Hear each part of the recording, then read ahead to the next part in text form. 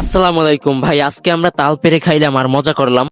আমি বসে বসে ভিডিও এডিট করতেছিলাম আর ছোট ভাই এসে বলল চলেন তাল পেরে খাবো। আমিও উঠে চললাম। রাস্তার পাশে একটা বাঁশ রাখা ছিল, এক কাকাকে নিয়ে সেটা উঠানোর চেষ্টা করলাম। তাল গাছে ওঠার জন্য এটাই শ্রেষ্ঠ পদ্ধতি। বাঁশটা তাল গাছের সাথে দাঁড় করিয়ে খুব সহজেই তাল গাছে ওঠা যায়। বাঁশটা লম্বা এবং অনেক ভারী, তাই তাল গাছের গোড়ায় এসে আমি আগে দেখতেছি এখানে দাঁড় করানো যাবে কিনা। বাঁশটা এখানে দাঁড় করানো অনেক কঠিন, তাই ছোট ভাই বলল আমি গাছেই উঠে যাই, কারণ গাছটাও অতটা মোটা না। রিয়াদ তো দেখছি গাছের মাথায় উঠে গেছে, আর আমরা বাঁশটাকে আগের জায়গায় রেখে দিলাম। রিফাতকে দ্রুত দাঁড়াতে পাঠাইলাম, কারণ আগে তাল কেটে দেখতে হবে তাল ঠিক মতো হয়েছে কিনা। রিয়াত একটা তাল ফেলাইলো আর রিফাতও দাঁড়িয়ে চলে আসলো। আমি দ্রুত তাল কেটে খেয়ে দেখলাম আর রিয়াদকে বললাম যে তাল ঠিক মতোই হয়েছে, আর রিয়াদ দাপাদাপ তাল কেটে ফেলাইলো। আমি দড়িটা নামিয়ে ওকেও ধরে নামিয়ে নিলাম। আমি দ্রুত একটা তাল কেটে আগে রিয়াদকে খেতে দিলাম। আমি তালগুলো উঠিয়ে সবাইকে কেটে কেটে খাওয়াচ্ছি। রিয়াদ তালের পিঠগুলো উঠাতে নেমে গেছে। এই গাছটা থেকে এই প্রথম তাল কাটা হলো। কলা গাছের বরে ওঠে রিয়াদ তাল তুলতে গিয়ে তো পরেই গেল।